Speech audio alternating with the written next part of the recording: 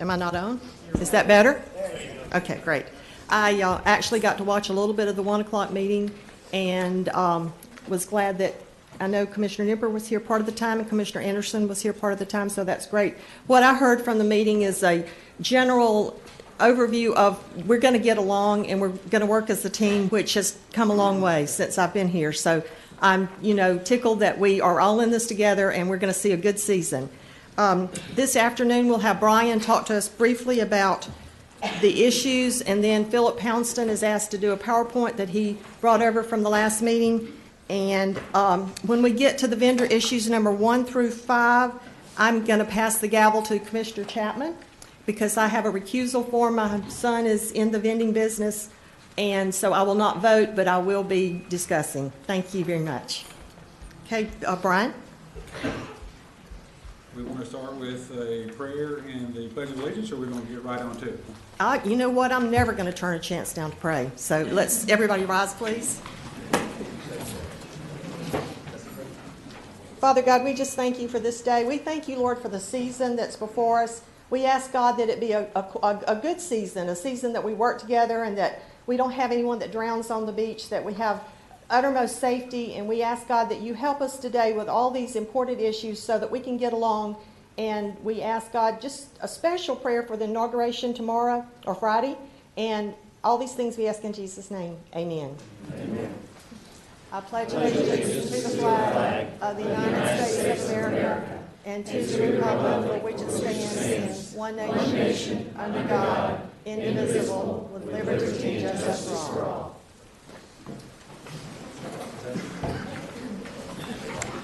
Good afternoon, Madam Chair, Commissioners. I'm Brian Kellenberger, Director of Beach Operations. Sorry.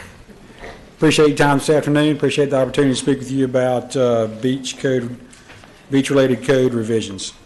A little history on how we got here. Each year, the Commission asked me to put together a list of recommendations based on our experience, public input, vendor input, in meetings after the season. And from that, we compile a list of recommendations, and then we take them through a couple of advisory committees, the Destination Improvement Committee, the Beach Management Committee, and then they go before the Tourist Development Council for review, discussion, and then recommendation to the BCC. And so that, in the document you have here on the 4th page, you'll get to the section titled Recommendations, and it is an outline. The primary number is, of course, each section of the code. And then below that, you'll see red lettering or red writing, and that is the disposition of the TDC. So through the 2 previous advisory councils, we refined the recommendations. And then to the TDC, and then this is what they decided would be what they would send forward as their disposition. And so, as always, the content remains. We can add to the content, and then we bring all that content forward with their the vote on their recommendation. So, is there any questions on the outline as the items have been presented, or would we like to go directly into them and me talk about each one? Why don't you? Yes, let's start with. Would it be better for us to have comments at the same time? So I tell you what, why don't you stop and let Philip do his presentation. Okay. And then we'll let Commissioner Chapman take over, and we'll do one at a time and have comments at that time. Good idea. Thank you.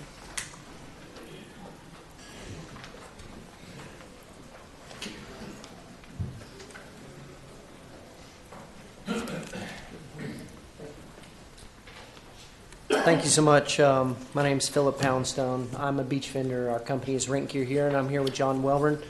He's an owner of another vending company, Live Well 30A. And today we're going to run through this presentation as quick as we can. We want to honor your time. And technically who we're representing is a newly formed beach vendor association. We've met this week, and we have over 25 different companies that have expressed interest in joining that represent over 300 different employees. So the big point of this presentation is who are beach vendors. And the big thing is it's more than just the guys that are running up and down the beach, setting up chairs, picking up chairs. We have tons of staff between our companies and between the 25 other companies that are answering phones, that are customer service, people fixing our vehicles, graphic designers, you name it. Those are the people that really are beach vendors.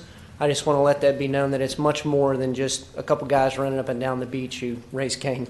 And I just want to point out, too, just everybody that's a beach vendor today, if you just raise your hand so everybody can see who we represent.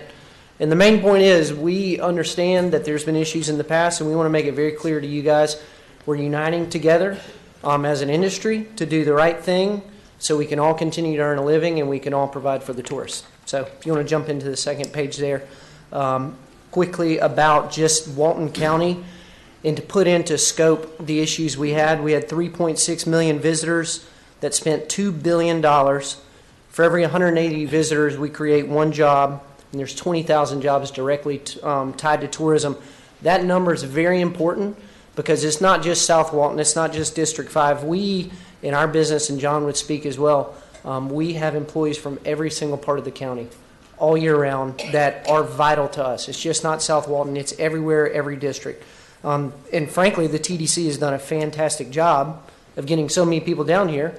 And that's part of the issue that we have. If you continue on to the next page, we're going to break this down. There's two forms of complaints essentially. There's complaints and then there's contacts. Complaints are where they filled something out that went to the TDC Beach Management Division. And add that we had 90 complaints. And of those 90 complaints, if you do the math, that's 1 in every 40,000 visitors we had a complaint. And I understand that we've made some new steps to make the complaint process easier, so we'll see how this works next year, but I feel like, for one, that's fantastic. If you look at contacts, that's where Mr. Brian and his team and Mr. Jeff and his team, when they actually make contact with someone on the beach, it goes into this log, whether it's a violation or whether it's not a violation. This is just a clear indication of what their team spends most of their time doing. 6.8% of their time was directly tied to a vendor. This we can't argue with this statistic saying, well, they didn't complain enough or they didn't know how. This is a direct log of everything they did every day.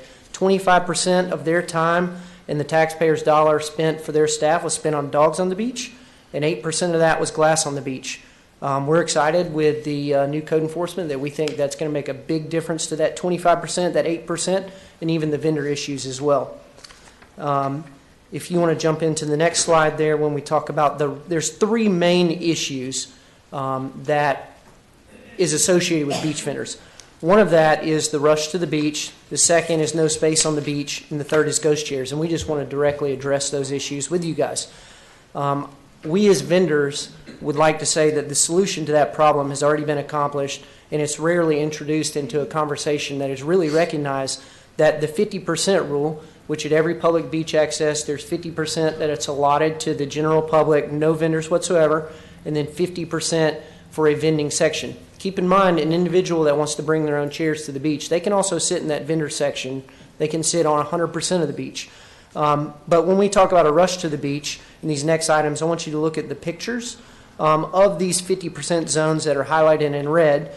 That really is showing that there's not as much of a rush to the beach as you think. The first picture was at 9:20 a.m. As you can see, the vendor section is filled to 100% capacity, and there's not one chair in the non-vending section. The next picture is also at the same access at 2:58 p.m. There looks to be one or two individuals that are on the beach, and as you can see, the section for vendors is completely maxed out. Then the last picture is one Seagrove Place. That you can see in this red section. Frankly, what we want to express to you guys is what is the desire of our owners, our locals, and for our tourists. These pictures are showing that the desire is for vendors. We are not the bad guys. We don't wave a magic wand to create a demand for beach vending. I'm sure we all wish we could, but all we do is we just service a demand, and that's the main thing we want to show you there. The next is no space on the beach. Kind of that same image is showing you there. Sure, we do have congestion issues on our beach that has something to do with the 3.6 million visitors, and ultimately that is the number one issue that we're talking about today is we have millions of people that come here that enjoy this wonderful place, that employ us, that we're very thankful for and pay lots of tax dollars and bed tax, and we have a very limited amount of beach.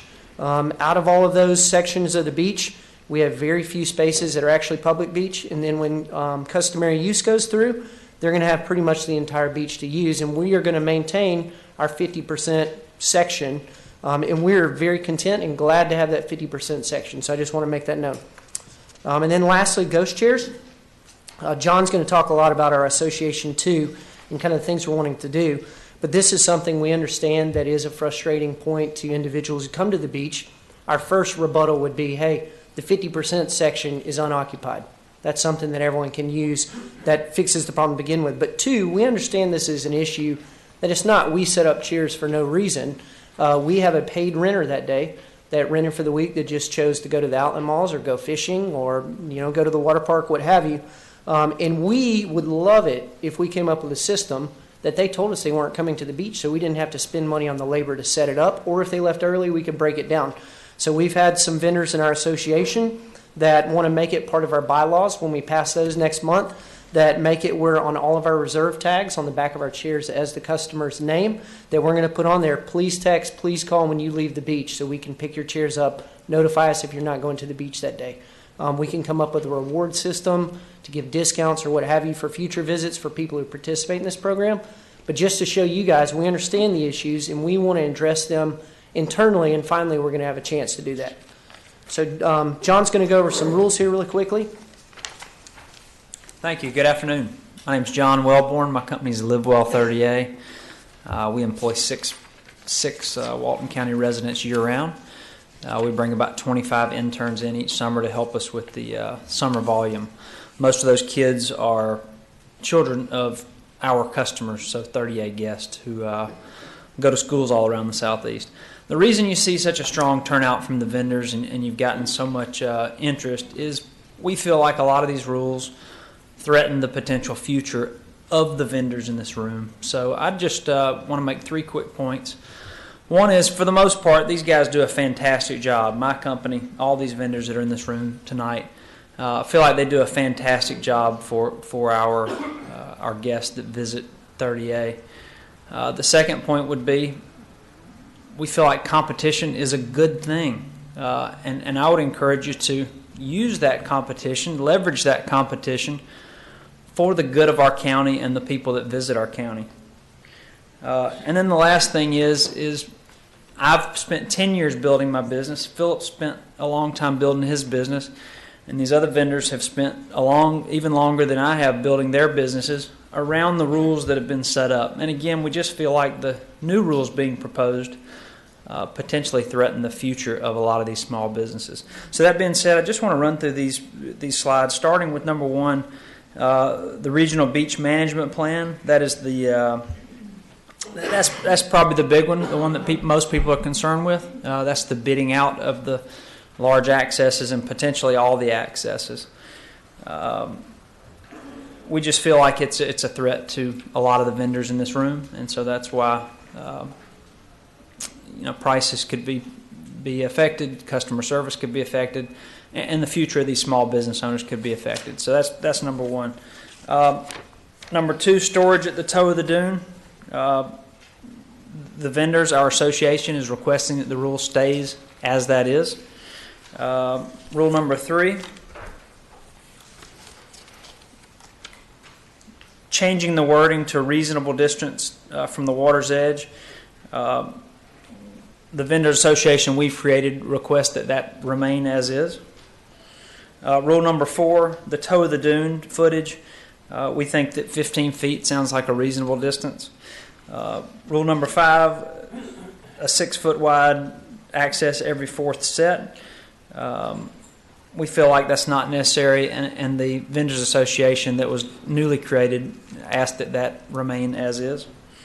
Rule number 6 is the request that all tents bigger than 6 by 6 not be allowed. Our association would request that tents do continue to be allowed up to any size, but that perhaps they're set behind the beach chairs. And again, honoring that 15-foot setback. Next page, rule number 7. The D8 clause, the Vendor Association recommends no change to that one. Last one, rule number 8, increasing the cost of the beach vending permit to $750. We voted last night at the association that 25% sounds reasonable to us, so that's our recommendation there. Moving on to the next page, these are the rules that have more to do with the general public, but also may affect the vendors. Rule number 9, the generators, restricting those by noise, power, and size. We agree that's something that should happen. The steel-bladed shovel, it seems to us that vendors have a need for those. It seems like that's the recommendation. We agree with that. Rule number 11, tents for the general public be no greater than 6 by 6. Kind of the same thing there. The vendor recommendation is that tents be allowed to be set up, but again behind the rows of chairs, but not to the 15-foot zone. Rule number 12, the distance from the water's edge. We recommend that this rule not be implemented. And finally, the toe of the dune from the general public be 15 feet, just like the vendors. We agree with that. So thank you for your time, and we appreciate you listening to us. Just to summarize all of that really quickly, I appreciate, John, just the last message. We could spend hours and hours, and John and I and so many people have spent 10, 20, 30, 40, 50 hours in the past 2 to 3 weeks analyzing this, trying to understand this, and we don't have enough time to analyze every single point. You'll hear from several people that are joining this association on a few specific topics and their beliefs on that. But just to, we want you guys to know, ultimately, with an association, we want to form real solutions for a successful future. We ask that we're this late in the game, that we keep everything for the most part how it is this year. We think Mr. Bryan and Mr. Jeff have done a great thing with increasing their code enforcement staff. We think that that's really, really going to help with a few vendors who don't follow the rules, as well as the big issues that no one's talking about, the dogs on the beach and the glass, which occupy most of the complaints and the time of their staff. What we also really think is that we're actually going to be able to police ourselves as an association, that we're going to have teeth to do things that our current code enforcement can't do because someone just doesn't care about paying a ticket. That if you guys require people be a part of it, that we can have restrictions on vendors internally because we know the rules. We also can create more rules that maybe you guys can't create because we know how things work and we can actually hold ourselves to a higher standard. Again, I already said I think code enforcement is going to be a really good thing that I'd like to see happen. I'd also like to see some sort of study done that we can really come back, let's say in September, early next year, and we can really say, here's the statistics. We talked to X thousand number of tourists and gave them a survey. Here's what they said. We talked to X number thousand of locals. Here's what they say. We talked to every vendor. They want to be a part of the conversation. I think with all of us getting together is going to be the solution. I don't think a rush to just pass a rule because we got a little bit of tension going on is going to be successful. Because the number one thing I want you guys to realize that is not sitting in this room right now is the 3.6 million tourists that give every single one of us a job for the most part. They can't speak on their behalf, and what we don't want to happen is them to come down this summer and then be negatively affected, and they don't come back here. Those are the bed tax collectors they're going to affect. It's going to affect the restaurants. It's going to affect the shops. It's going to affect retail. It's going to affect everything. Those 20,000 jobs it's going to affect. So we plead with you guys, if you consider to allow 2017 to be a year of true evaluation. And we also think that increasing the cost across the board of 25% is a good step forward in good faith as well. So any questions you guys may have, we sincerely appreciate y'all letting us participate in local government and giving us a voice. We really do appreciate it. Okay. I guess I do have one question. Yes, ma'am. I've read and you have said that you want to police yourselves. Yes, ma'am. How would you go about doing that? What we want to do is, through this association, we're going to elect officers next month, and other counties have had these associations as well, and we're going to create bylaws that are specific even more so than the current rules we have. And what happens when those rules are violated, we're going to have different checklists of first, second, third violation, essentially what Mr. Jeff and Mr. Bryan have now, but we're going to actually have reprimanding actions that we can reduce. We can increase fines internally. That's not even through the county.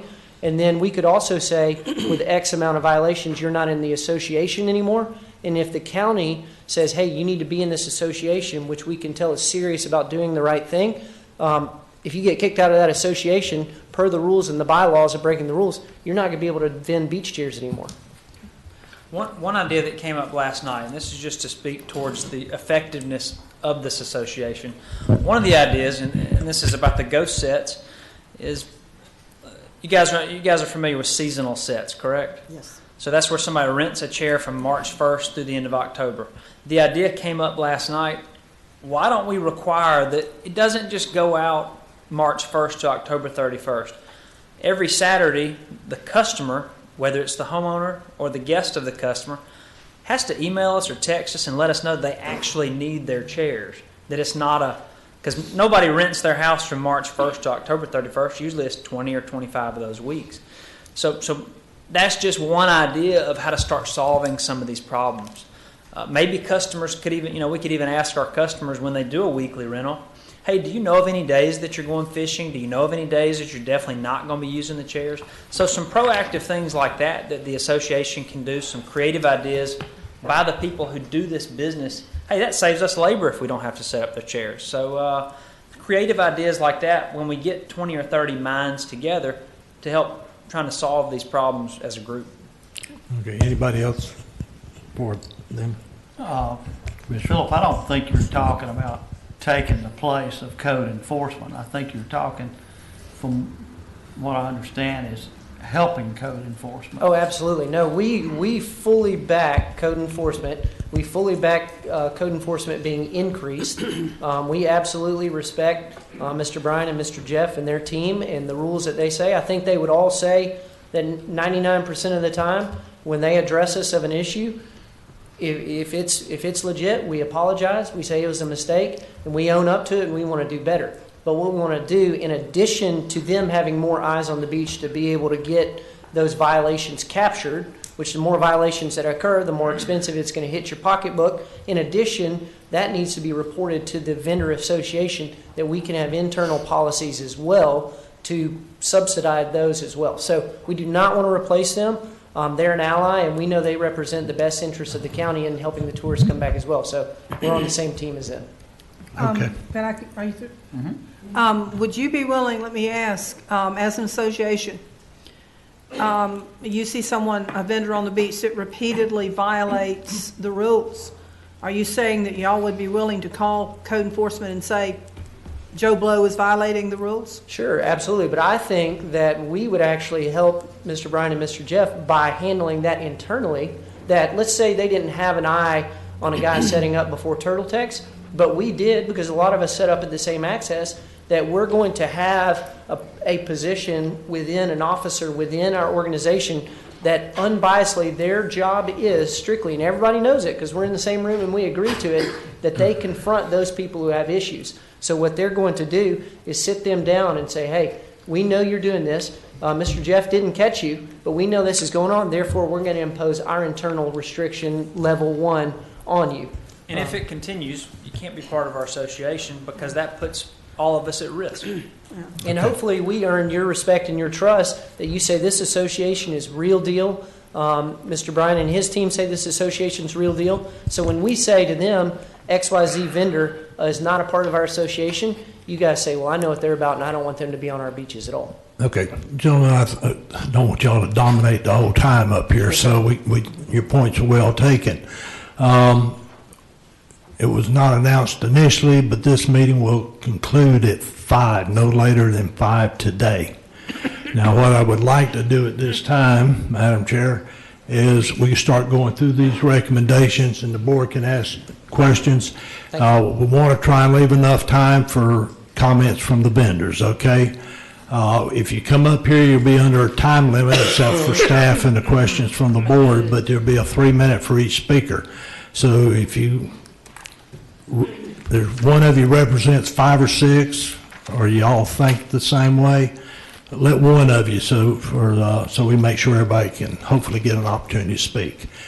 Brian, let's look at your recommendations on that you submitted, and item number 1 has to deal with implementing the beach vendor management program. This was Yes, sir. discussed and tabled. I Yes, sir. take it there was no recommendation from the TDC. No, sir. The disposition from TDC was item was discussed and tabled in favor of being sent back to committee and/or decision by BCC. So this is a idea of a beach vendor management program at our regional beach accesses and/or neighborhood beach accesses. Part of the problem? Yes, sir. There's 8 of those, is that right? Yes, sir. Regional accesses. And so I would take in your proposal is to maybe utilize this management program at all 8. Yes, sir. 7 of them. One of them is controlled by Okay, previous agreement. 7 of them. Was there any discussion as a possibility of using one of these sites as a test site to see if it would, Yes, sir. That Yeah. did come up in the discussion. and what was the, Well, once again, their recommendation was, let's send this back to committee for more discussion and/or a decision by BCC. Mr. Chair, Mr., go ahead, Mr. Anderson. Brian, Yes, as far as the bidding out of the beaches, yes, sir. do we even have a system set up to do that at this time? No, sir. That would be one of the items that would have to be defined and refined. In other words, the business format that we would use with the successful vendor. So it could be as simple as a land lease, or it could be as complex as a service agreement, or somewhere of a hybrid in between. So while the concept is something that should be considered, the actual vehicle to get there has not been defined, and that would need more time to do. Okay, how much time do you think that would? To be honest with you, sir, there's not enough time to do it before this year and not affect business on the beach. So what we would ask for is, if this is considered, that we be given the opportunity to define and refine that vehicle, so to speak, and be in preparation for next year if the BCC decides to implement a policy like this. Okay, if that's the wishes of the board concerning that item, Yes, sir. one thing I want fully understood is that we always wait to hear January or February to try and get ready for March. And if this is the wishes of the board, that we may look at this, or at least put the plan in place to do it and come up with the contract or a lease or whatever it may be, it should be to this board no later than the first meeting in September of this year. Yes, sir. If you give us the opportunity, we'll take this back to committee to have it further discussed. And at the same time, we will start, in that discussion, we will determine the business format and as well as refine the contract agreement that would bring the two entities together. And then, by the time it gets back to you in September, all that would be decided on, agreed upon by the various advisory boards, by input through public workshops. And at that point, the BCC could say, yes, we do agree to do this type of beach vendor management program, and this is the vehicle we're going to do it with. Or you could say, no, we don't want to do a beach vendor management Okay, program. as long as we have that option available in sir. September Oh, yeah. for discussion. Yeah. Well, Mr. Chapman, may I remind you, and I agree, we did ask last September, it's time to quit kicking the can down the road if we decide to go that way. Agreed. I agree with you, Thank you. you know. All right. And my personal feelings, I have a small business, is competition is going to breed the best price for our customers, and it's going to breed the highest quality, because everyone's got to be nice. That's how you get paid, that's how we make our money, that's how I make my money. Okay. So I personally, I'm not in favor of bidding out the accesses, that's just my I opinion. agree with you, Commissioner. And I certainly do. I don't have a problem with you going through the process. Okay. As opposed to, if we think we might go this direction, even next year, I think we should try one beach, take our most severe beach that we're having the most issues on. We could, Yes, ma'am. do that by our tallying this year, and do a trial run of one beach to work out all the kinks instead of doing a blanket, of all these beaches and have issues that we are working out as we go. Yes, ma'am. So, A pilot program would be a good way to go. Okay, I think as far as item number 1, then I think you pretty much got a consensus of what the board's looking Okay. for. Does it require a motion to tell us to continue on with this definement and refinement? Not at this special meeting, it's just direction from the board. Moving on. Moving right along, before we move on, I'm going to ask, is there anybody out there in the audience that wants to speak to item number 1 on this recommendation? If you do, please make it brief. Come forward. Identify your name, spell it for the clerk. Tammy Reinhardt, T-A-M-I-R-E-I-N-H-A-R-T. Just kind of as an alternative to this, that might solve quite a few problems, is if we had an online database. Somebody were to go out and say, Beach Access A can accommodate X number of sets, and so on down the line. Now I'm going to rent some beach chairs, and my customer calls, and I take their reservation, and I go online, and I put in 4 chairs for Blue Mountain Access, and now 4 minus whatever the original total was. And once that's filled up, that access is filled up. Now you don't have people going over the lines. Ghost sets, which aren't really a problem, but even more likely. And code enforcement can easily look at that database online and see that Rent Gear here or Live Well or whoever should have a dozen chairs. There's a dozen chairs. Everybody's in compliance. So just an alternative to consider. Thank you. Anybody else? Seeing none, moving on to where? Oh, got to raise your hand back there. I'm getting old, can't see. Come on up. Hey, I'm Ashley Vickers, and this is my husband. Noah Vickers. VIC. Vickers. And we have a couple small businesses in the area, but we're known as the rental shop.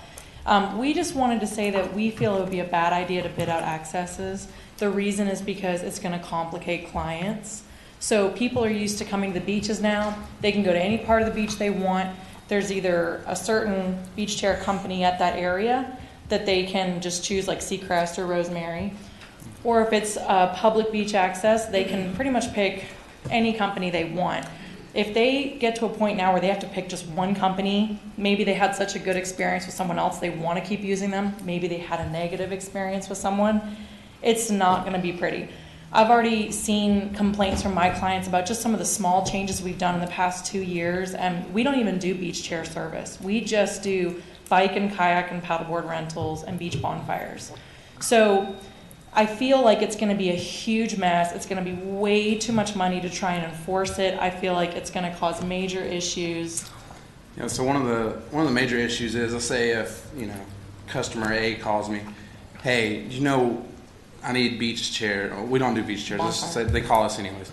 Do you know who I can call to do beach chairs? I say, I don't do them. I recommend this company. Or if they got, or if they're calling another beach chair company and they're, hey, I want to be set up this access, that other vendor's going to say, I don't do that access. Sorry, click. You're going to pick up the phone, call another vendor. I don't do that access. Sorry, click. We're not like a concierge. We're not going to be like, hey, this company here can do your access for, whatever, because that's just like giving away money. And if they call us and they just want something as simple as a bonfire, I don't want to be able to say, oh, I can't do that, or I can only do this, or I could only afford one access this year. You're going to have to meet me all the way in Pompano Joe's or Inlet Beach or Seagrove. It's going to cost too much money. It's going to create a monopoly effect. It's not going to be pretty. And the other thing is we've spent tens of thousands of dollars just for our company to be found online.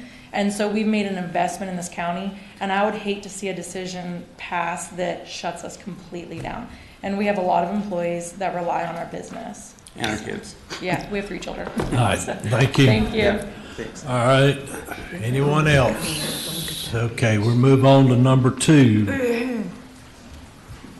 Okay, number 2, 2260B1, storage of vendor equipment at the toe of the dune. The item was discussed, the third option was added and approved as recommendation to BCC, and that was leave current terms in code, no change.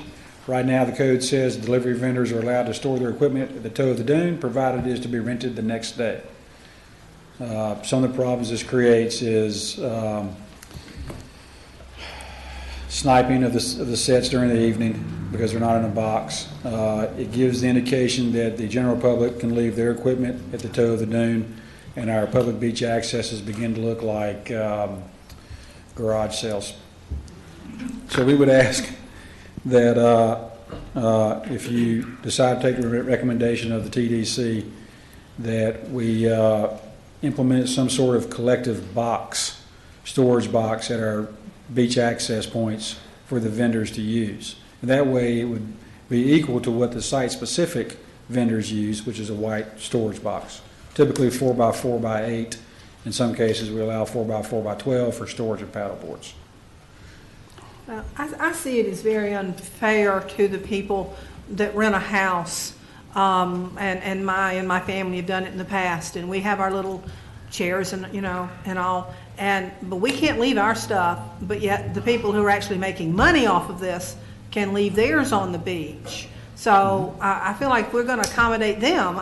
Can we find a way to accommodate the beachgoers? Do we build a box for them? As I say, if it's good for the goose, it ought to be good for the gander. How do we, Well, previously, under our leave no trace law, we didn't allow storage of equipment at the public beach accesses.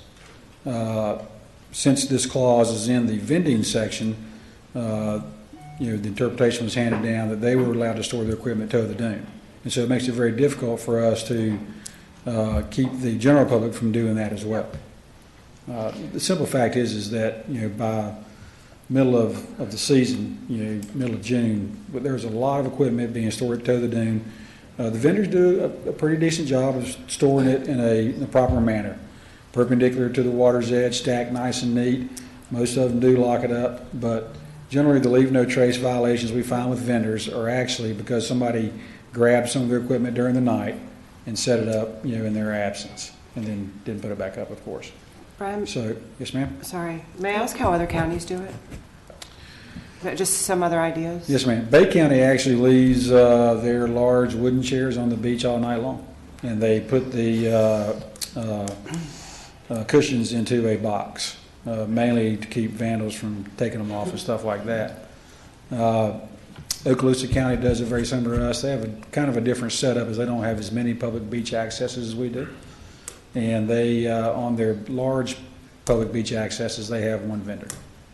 And they're not under a leave no trace ordinance? They have started the Leave No Trace program, I believe it was either last year or the year before. And it's similar to us. I've talked with their beach operations person, and they're kind of mirroring it after hours. We're one of the few counties with the turtles and the nesting, and that makes it a bit of an issue for us, too. Well, actually, our neighboring counties and other counties in the state do have a monitoring program, and very similar to ours. After one of the hurricanes, Commissioner, whenever we allowed them to put up walls, sea walls, DEP took a dim view of a very dim view of that, and we've been under ever since. DEP was not happy with us. So basically, the sets that are left out there, not in the boxes, is an exemption to the leave no trace? Correct. The 2260 says that the delivery vendors are allowed to store their equipment at the toe of the dune, provided it is rented the next day. Since the typical business model by vendors is rent by the week or rent by the season, then they are not in violation of the ordinance. Okay, but a guy that lives there, 365, he can't leave his stuff at the toe of the dune. Actually, leave no trace says on the flat portion of the beach, and that is defined as toe of the dune, or seaward most vegetation to the water's edge. So if the private Gulfront homeowner, single-family dwelling or condominium, have taken an effort to get their equipment up landward of the southernmost point of their boardwalk, we don't consider that a leave no trace violation. But the person who's in the little neighborhood behind that house has to take his off. No, ma'am, No. they're not. Like I say, the leave no trace specifically says the beach. The beach is defined as toe of the dune, seaward most point of vegetation, and water's edge. So if they've made an attempt to get it up to the toe of the dune. Now, the turtle-friendly people will argue the point that it still compromises turtles. But the biggest problem we see at our public beach accesses is that we get so much equipment accumulated there by the general public that invariably it can't all be behind the toe of the boardwalk. And so the purpose or the reason why this was brought forward through committees was an effort to minimize the amount of equipment that is stored at the base of the boardwalks and toe of the dune at our public beach access. I would support leaving it as the TDC said, or the boxes. The boxes would probably be safer for the turtles. Yes, ma'am. And two, if you have any doubt about how heavy these chairs and umbrellas are, and some of these vendors have several sets. Yes, ma'am. It's a little bit different than what I take to the beach, as my chair is not, really heavy. So these chairs are really heavy. I would invite anybody that would think that they should come off the beach to go down and Right. try to take a few sets off yourself. What we would like to see is the vendor allowed to store their equipment to the dune in a collective box.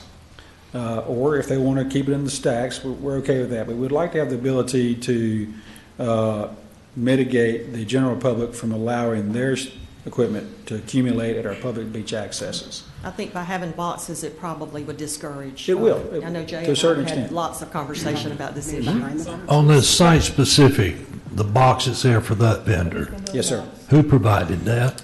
The vendor provides it themselves. So in this case, if we decide to do a collective box at our public beach accesses for multiple vendors to use, I would ask that the vendors, with their new industry association, work together to construct and maintain these boxes. I would agree with that. I think that would be the best. I think that would be the fairest. If we're going to leave it up to competition, Then, I think it would be fair. and then what, I love to play devil's advocate here. What happens when the box is full? Then are you going to start, you have to take them off then, or are you going to put them behind the box? What happens then, when the box is slap dab full? Depending on the size of the access, the general rule of the boxes is they have to be 10 feet apart.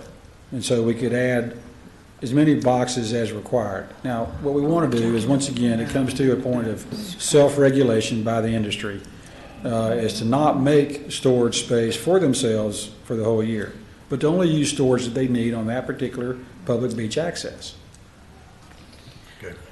Commissioners, I'm sorry to interrupt. Just one complicating factor, I guess. If a private individual is placing property on county-owned property and a DEP permit is required, we would have to join that application.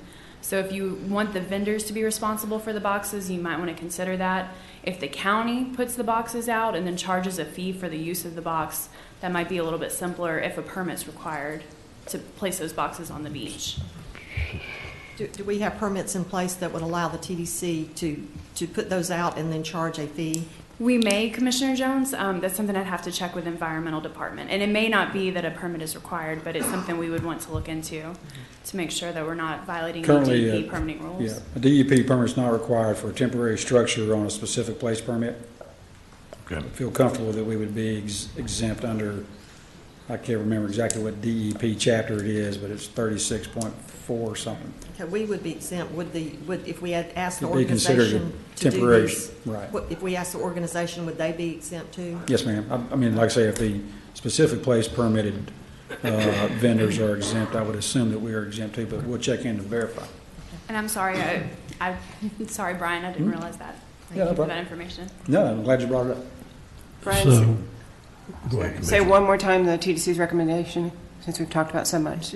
I would say that if we're going to allow storage at the toe of the dune for the vendor, that we do implement some sort of collective box policy, and that we make the vendor be responsible for construction and maintenance of that box. And as many boxes as required to accommodate the vendors that vend on that beach.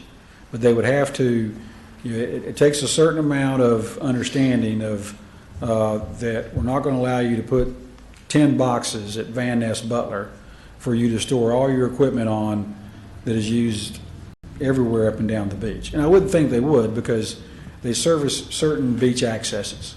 And so it would be my understanding that they wouldn't put more equipment on those particular beach accesses than they're going to use on that beach access. And someone has a kayak and someone has, I mean, you're talking, those kayaks are huge. I think most of our beach vendors vend chairs and umbrellas. The one that do kayaks, they tend to keep those Okay, at their place okay. of business. Yeah, you're right, my mistake. Okay. So, got a consensus from the board as to how you would like this to be? If it's going to be, we would place, or they would place these boxes at the toe of the dune. The number would be determined by the number of vendors there. They maintain it, secure it. If there's anything above what that box will hold, they have to take it off the beach. You can't store it behind it. And as a personal note, I think if the box is there, it would have some satisfaction to the Turtle Watch folks instead It of would, just a yes. whole. That was the whole intent of the boxes, is Right. to make a, a monolithic block versus, a multifaceted Right. stack of chairs. And the other thing that I would like to add to that is that we be allowed to enforce no storage of equipment by the general public at public beach accesses. And just to clarify, the boxes will be built to our specifications, so they'll all be standard and uniform throughout the beach. Jay, how are we going to keep a wall of boxes? I'm sorry? How are we going to keep from getting a wall of boxes? I think that we just, go ahead, Ron. Well, they're just, according to FDEP, they have to be 10 feet apart. And the 4x4x8, I'm not exactly sure how we got to that size, but that was a size that was fair to all concerned. And then so they'll be limited by the number of boxes by the lineal feet of the beach access. But I would also ask that with the New Industry Association and the willingness to work to self-regulate and make the beach a better place, that they work with us and not put more boxes than absolutely necessary on the beach. Or more chairs, more sets. Right. Than they're vending at that particular beach. Right. I don't think they would, because like I say, they're only going to use a certain amount of chairs on this beach. And so, the intent of leaving them at the toe of the dune is not to have to move them around, as much. And so, Okay. once again, I think this will work. I guess I'm willing to try. All of a sudden, I see you talk about, junking up a parking lot. I mean, I see this as becoming very unsightly if we're not very careful. Well, currently, we allow them to store their equipment at the toe of the dune unboxed. Yeah. And we have no regulation on the amount of chairs. Okay. Maybe we paint them with They'll be painted white. Okay. Right where we're going, we're not going to make it. So is there any comments from the audience? Good gracious, come forward. Who wants to come first? We'll take the second row on the right. All right. Betty Letcher, Letcher. First of all, that goes back to this public beach. We all own property here. We pay taxes. And for, like me, if I want to go to the beach and I want to leave my chair down there, I can't do it.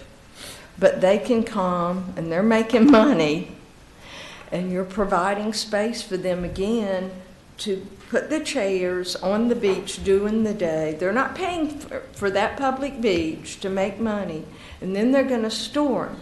If they have employees, I don't see why those chairs shouldn't be hauled off. I see plenty of trucks coming and going in front of my house where I live at Inlet Beach. And the smaller ones do take their chairs. It's your bigger companies and things. So I really think the boxes that get to be a lot, and there you again is saying that a person that lives there, pays taxes, can't leave their chair at during the day, overnight. So that's my comment. Thank you. Thank you, Betty. Yes, sir.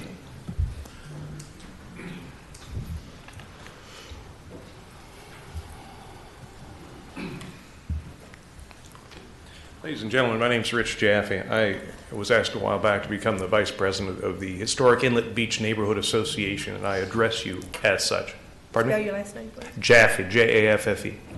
And Commissioner, I want to thank you for your comments in regards to the opportunities presented to those of us who own property versus the vendors in these issues. I would echo exactly what Betty just said, first off, in that when I listened to Mr. Poundstone's presentation, there are some very good points there. What was missing there, he said they're interested in the association doing the right thing and then providing for the tourists. Well, nowhere did anyone mention the property owners, those of us who live in those communities and pay the taxes in those communities. And that's where there's some oversight here, or should be some oversight, because these regulations are giving the vendors who are interested in doing business on our beaches more rights than we have as property owners. And that's not correct. That shouldn't be the way it's tending here. We would like you actually to provide more oversight and more regulation to what's going on along the beaches because we are in desperate need of that. I think it is critically important for you to address and be aware of the fact that while the Vendors Association on its face sounds like a great idea, there is no requirement that any vendor be a member of said association. So they can blackball somebody or blacklist somebody because they're not playing by the association's rules, but so what? They can still go out, do the same business, and there's no way to enforce any of that except to say, oh, you're not playing by the rules. That then falls to code enforcement. At no point should the interests of the businesses override the interests of the property owners. We should be of consideration, at least on the same level as the people who are coming in and making the money on those beaches. That's what is being missed here. And I would hope you would help us watch out for that. Thank you. Thank you, sir. Yes, sir.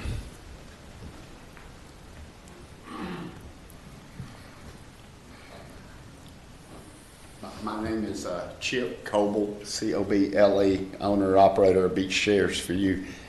And I agree with Mr. Poundstone and Mr. Jaffe. But when he says the rights of the vendors, I mean, the people who are sitting in the rental chairs, and I don't operate at Inlet Beach, but the people who are in the chairs at Inlet Beach are renting homes from his neighbors in Inlet Beach, and their rental incomes help pay those taxes and, you know, keep the system and the gears working. So, I mean, we kind of all have to work together, and it's not necessarily them against us or us against y'all or whatever. It's just we're all kind of serving the same folks, and I guess that's all I have to say on that. Okay, thank you. There was somebody over here. Yes, ma'am.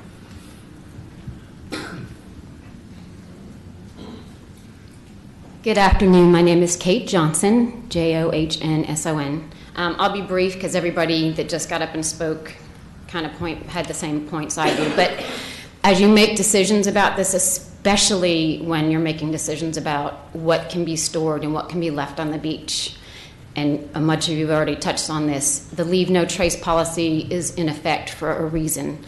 And so I've lived in South Walton County for 16 years. I've been a Turtle Watch volunteer for 11 years. I don't speak on their behalf. I speak as somebody who lives in the county. It is unsightly to see those chairs stacked up at the toe of the dunes. And my concern is, yes, let's go ahead and put them in boxes that will contain them. But I haven't heard any specifics about how many boxes we can have, or is there a limit, or how many things each vendor can have in those boxes. So if we allow that to happen and we test it this season, perhaps we could test it again, have one beach access where we test the whole box thing and see if the vendors can work together. My concern is I don't have any problems with small businesses. I have friends that are beach chair vendors and do other vending on the beach. I have a small business myself, but this is a very unique situation where this is public property, and so there's other public, not just homeowners that live here, but other people in the public to take into account too. And to walk the beach and see boxes and chairs and all that is just something that's unsightly. So please take that into consideration. Thank you, ma'am. Okay, let's see. Oh, no, you've had your shot. The guy in the back. Oh, that's right, it sure is. Well, hang on, let him go. Just keep in mind, we're down to about an hour and 5 minutes. I know you do, but I want to make sure you understand that. Go ahead. Hey, I'm John Welborn again, Livewell 38. On the boxes, just please give us some time on, especially if the burden's going to be put on us to build those boxes and to provide those boxes. It'll be a new system for us. Just give some consideration the time that may take. Maybe testing it one access is a good idea. And at the same time, I think we should provide our public and our residents with that option too, because once you build those boxes, getting them off the beach is going to be very difficult, and there's going to be probably an uproar of now we've got to take all more equipment off the beach. But my big concern as a commissioner is how much more traffic am I putting on the roads when you come and vendors want your service? Excuse me. Tourists want your service. Now once I take those boxes off the beach, now I'm putting all the traffic on the roads. So once you build those boxes, understand, I personally would like this as a test bed, just like Ms. Johnson said, that we test this, that this is not the way it's going to be, that we come back and we revisit this as a county, because I am concerned about the residents and the people that pay taxes too, not just our tourists. So I think that was a very good issue that was brought up. The only other point I want to make regarding the Inlet Beach comments, I do a lot of business in Inlet Beach, all the 3 or 4 accesses that are over there. 100% of my Inlet Beach business, as well as all of my 30A business, is either for 30A homeowners or the guests of 30A homeowners. So that's all I had to say. Thank you. All right, thank you. Maybe, Commissioner, if the association is going to build boxes for the vendors, perhaps the TDC should provide at each access a box for people like me who don't have the strength to pull it back up. Maybe we should have a box for residents. If we don't watch it, we're going to have boxes We're going to have too from many one end to the boxes. other. That's true. The problem I see with that, excuse me, I'm sorry. The problem I see with that is I wouldn't want to put my stuff in a box because invariably somebody would come along and get my stuff out of the box. So I'd want to keep my stuff with me, but that's just something we'd have to think of, stolen stuff out of the boxes. Okay. We'll never make it. Go ahead, sir. You might as well find a date for another meeting. Eric Johnson, Miramar Beach Service. I'm going to be real quick. I just wanted to point out a difference between the public and their chairs, and the public meaning tourists or locals, and vendors. At the end of the day, a tourist or local, whoever they are only responsible for the equipment that they carry down for them and their immediate family, whereas the vendors are often responsible for many, many sets for many, many families. And that's the difference between us carrying all our stuff up at the end of the day and a member of the public carrying their stuff up at the end of the day. But you're making money. You're making money. True, but again, one family's equipment is different than many families. Okay. Jim? Thank you, Commissioners. This is the only issue that I really took exception with the TDC's recommendation, and I think a couple of things. Number one, the staff's recommendation was not the TDC's recommendation. I believe the TDC's recommendation was leave it as is, and that's why I wanted to speak on this one issue, and I spoke the other night because you mentioned, is this an exemption to the leave no trace? It's not an exemption to the leave no trace. They are in direct conflict, and we never got that conflict resolved because one says nothing and one says you can leave it right there at the toe of the dune. And so I like where we're headed. I think this has been a continuous improvement process over the last 4 or 5 years, and I think we're finally getting some improvement, some changes. But on the gear on the beach, if you want to do boxes, fine, but they should be available to the citizens of Walton County. And if the TDC has to build those boxes, but you have to think through, and you probably need to ask the staff, who's going to secure that box at night? To Commissioner Jones's point, who's going to secure that box and who's going to unsecure it in the morning if I want to go down there at 7 o'clock in the morning? Who's going to be responsible for maintaining that box because the paint fades, they get torn up? Who's going to be responsible for removing that box from the beach prior to a storm, which is one of the most critical things with the boxes that for the vendors that are in place, fixed site vendors, some of them spend days removing boxes from the beach, and you're going to look at your TDC staff who's doing 1,000 other things, getting ready for a storm, securing beach bathrooms and all this other stuff, and now you're going to say, and oh, by the way, you need to take 100 boxes off the beach. Somebody's got to think through, the staff's got to think through that process. The other thing I would say is, because we're in a time crunch, remember, leave no trace doesn't start on 1 March, okay? So you actually have a little more time to figure this out, but you can't have 2 sets of rules, one for vendors delivery vendors, and one for, really you have three sets of rules. You have the permanent or the fixed site vendors, the delivery vendors, and the citizens/guests/residents of South Walton. You need to have one rule, and if the rule is a box, everybody goes in a box. If the rule is everybody gets it off, then everybody gets it off. Thank you. All right, thank you. I think there was one more. And while you're walking up, Mr. Davis, leave no trace. Is it honestly, does it mention an exemption of the boxes for? Well, the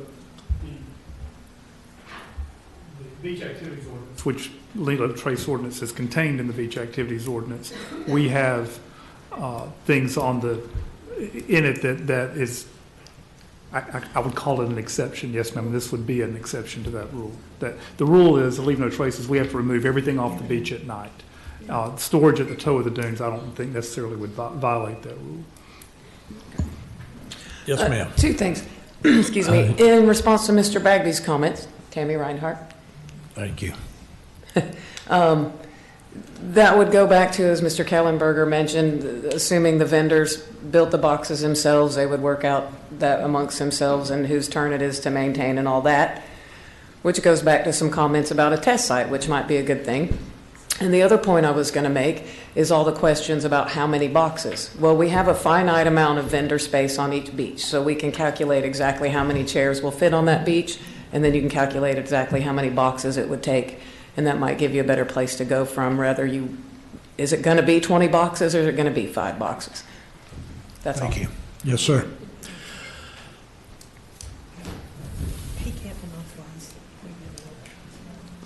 Philip Poundstone, Poundstone. The two most important issues to us as vendors were obviously we already talked about the regional beach access. The second was the storage at the toe of the dune. And the reason why the TDC recommended for us to be able to leave it the way it was 100% for safety reasons.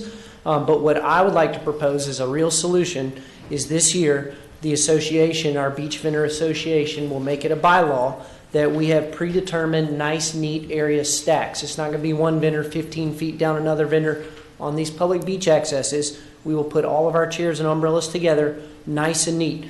The one thing I want everyone to consider, we're talking about 20 weeks a year.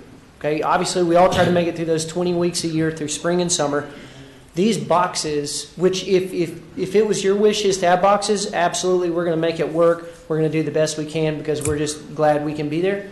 The boxes are down there 52 weeks a year, 365 days a year. So I'd like to say the additional 32 weeks, there's going to be pretty much nothing on the beach because our chairs come up because Mr. Jeff will write us a ticket really quickly if you have it there for over a day.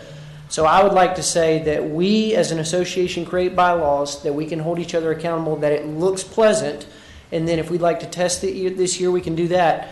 But I'm scared it's going to be hundreds and hundreds of boxes. And like Mr. Bagby said, I don't know how we'd get those off for a storm. And then we can have boxes for the general public. I think that it would be, the way we're doing it now is good. Let's clean it up. Let's see how it looks this year. If it doesn't work, then absolutely let's have time to create the perfect solution for next year, September for sure. Thank you. Thank you. Okay. We got one more. Come on.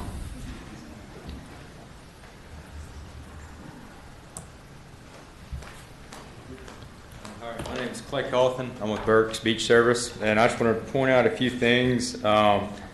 With removing the equipment every night, you forget that it's got to come right back down the next morning. Nobody's mentioned that. It's not just once a day, it's 2 times a day. Every morning, every afternoon. Yeah, boardwalks, they'll be cluttered up, parking lots, all the available space. If we're going to be there for an hour at every public access, removing all of our equipment, that's available space that the general public can't get to. And not to mention, guys crossing the road back and forth, the chairs and umbrellas, it's just not really the safest thing to do, in my opinion. And it's, he said 20 weeks. Yeah, it's really busy, 20 weeks. But now this is 12 months, it's year-round business. We've already started putting chairs out. We got chairs out this week, in January. So our season's already begun. And with the hurricanes or storms trying to get the boxes off, I don't know how the other vendors feel about it, but I would be more than happy to help the TDC get them removed. I got a bunch of guys. If that's what it takes to work with everybody, I'm completely fine with it. Okay, thank you, Clay. Excuse me, young man. I'm sorry, I didn't get your last name. Cawthon, Cawthon. Okay, good, thank you. And thank you for removing your hat. Yes, I appreciate ma'am. it. All right, let me close public comment on that. Council, you got any idea what we talked about a bunch, Yes, and I don't sir. know if you got clear enough direction yet. So I believe the discussion was, there was some discussion about a box. There was also some discussion about leaving things the way they were. So a box that's maintained by the vendors. I need some direction if you want the TDC to maintain the boxes, or if you want the vendors to, and if you want boxes for vendors and boxes for the public. Let me ask Brian a question. Do we have more clutter at regional Yes, ma'am, we do. regional than neighborhood? Yes, ma'am. Why don't we do a trial run on regional this year with a few boxes and see how, Okay. that's just a At suggestion. all our regional accesses? All of our regional accesses and see if that works, and if it doesn't, and if it's abused, then think about next year, you're gonna be taking all those chairs and umbrellas. So, yeah, I would really make this work. Okay. Brian, what was the TDC board's recommendation? Their recommendation was to leave the current terms in the code, no change. And so, Which means, so we added to that if we Yeah. are going to allow storage at the toe of the dune, then let's consider a collective box. well, And- I like Commander, I do have problems with the public not being able to store their stuff. And I'm not sure we don't need to, just try it this year and hold the association accountable. And if they can't stack it nice and neat, then next September, we crack down on it. I'm kind of like Commander. I don't go to the beach often. When I do, I'm weak and old, and I have to drag my stuff down there. And I'd like a place, if I was going back the next day, to store my stuff. I don't think it's necessarily fair for the public, for our residents. I feel like with a box, and if we have a public box and a private box, I'll like Mr. Bagby said, who's going to open it up early in the morning? Who's going to lock it up at night? If it doesn't get locked up and my stuff gets stolen, if I leave the stuff out, then that's my responsibility. If somebody steals it, I'm an idiot for leaving it down there. But if we have a box, that's extra work on somebody in the TDC, and if they're not there right at the proper time, y'all are going to get complaints. And believe me, I'm going to get complaints too. So I would kind of just like to let's see if the association can live up to their word and make it nice and neat and give them a shot. That's just the way I feel about it. Well, Commissioner, what if the TDC built a boxes for the public, and it's kind of like leave your own, we've got this box here for you. You can leave your chair and umbrella, but understand we're not going to lock it. And, if it's stolen, that's your problem, but if you don't want to haul it, I understand that. We could have a sign on it say, this is for public use, but leave at your own risk. Here's the thing. Yeah. If we build a box for the public, They will come. how many boxes are we going to build for the public? We can kind of count the places, Say one per access to begin but with. I'm afraid the public's going to come down there and say, well, our box is full, I'll just leave it behind it. Yeah, I like to say, we wouldn't recommend, doing one for the public, mainly because of the logistical reasons you just mentioned. And so it looks to me like y'all really have decided to make no change. So I think in the interest of moving this meeting along, we just allow them to store the toe of the dune, and we see what happens this year. All right, we'll see. Let's hold them accountable. Yeah. We'll monitor it. We'll, keep tabs on what's going on, and we'll have, some evidence at the end of the year of what happened. So, make a decision then. Section 3. Section 3, beach equipment setup standards. Item was discussed. Recommendations listed below next to sub-item option. So this item A, 3A, is the one that addresses the distance from the water's edge that you can set your equipment up. Keep in mind that this is Section 2260. Later on in the outline, we have Section 2254, which regulates the general public, and it mirrors this one. So the first one is change ambiguous verbiage of reasonable distance from water's edge to specific verbiage for a minimum distance beach equipment is allowed next to water's edge. Let me give you a little background on why this was brought forward as a recommendation. Is the rush to the water's edge. So the intent was to come up with a distance that would keep people from setting up in front of you. Okay, because right now we have vendors that want to get down there and get to the water's edge, and we have the general public that wants to beat them down there. And the end result is everybody sets up with feet in the water. And so it makes it hard for people to traverse east and west on the beach, and emergency people to get back and forth as well. So our recommendation was 10 feet. The TDC just voted in favor of 15 feet to recommend to the BCC. That's item 3AI. Would this be for the neighborhood and regional accesses only? This would be for the public beaches. Well, yes, ma'am. I hear from just different other beaches that everything's working. Why? My theory is one size doesn't fit all. Yes, ma'am. And if we have beaches that are working, like I'm just going to throw one out, Rosemary Beach. Rosemary Beach is working well. They police. So I don't have a problem doing this for regional beach accesses, for neighborhood beach accesses.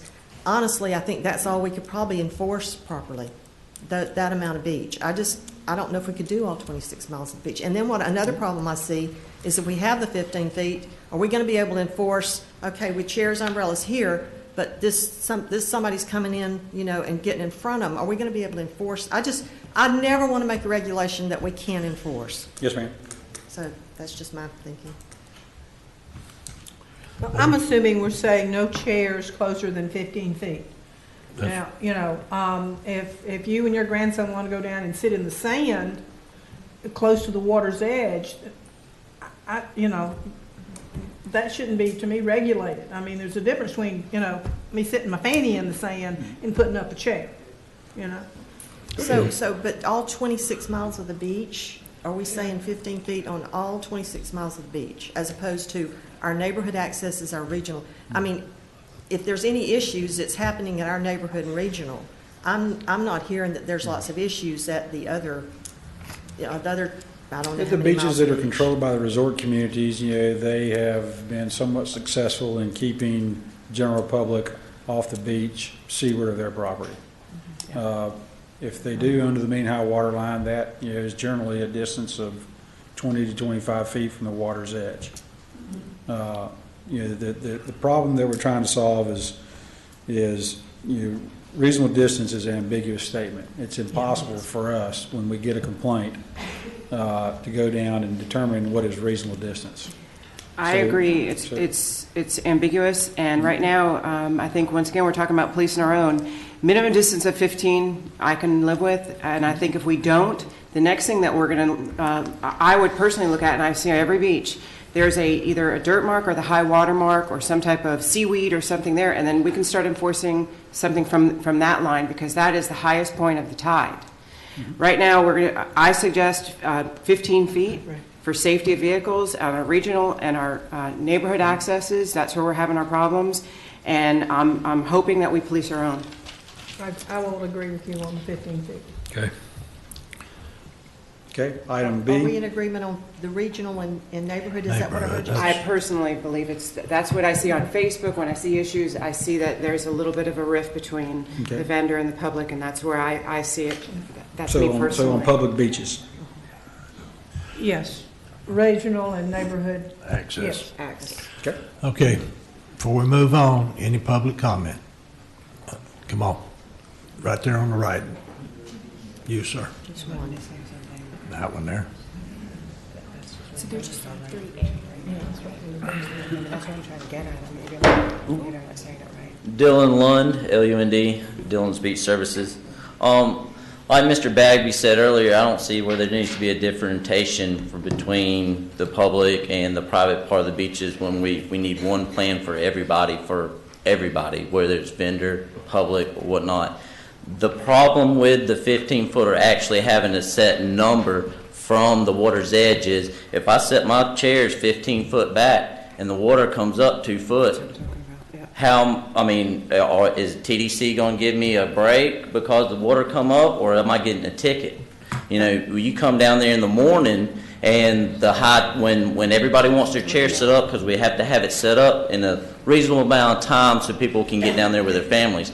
So if we set it up at 7 a.m. and I had 15 foot, or say I had it way back, say the wet tide went out, and then there's other people able to come in front, that's just something we're going to have to live with. But if the water comes up and we get a ticket, is that something?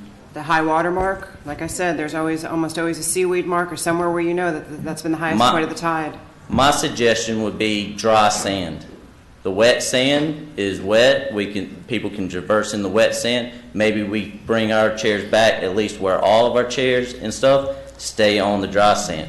But the thing is also, we can set them there, or the 15 feet, but who's to keep our guests from dragging the chairs down by the water where they want to be?